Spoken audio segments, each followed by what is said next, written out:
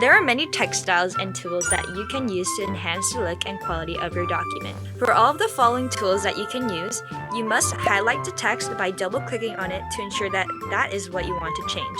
To begin, Styles, on the middle of the toolbar, there's a drop-down menu that is labeled Normal Text. This gives you the option to choose what type of style you want your text to be. For example, if you want to make your text into a title size, simply highlight the text that you want.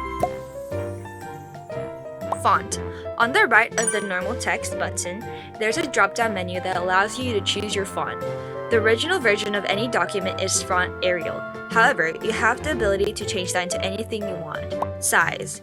To further enhance your work, you have the ability to increase or decrease the size of the writing on the document.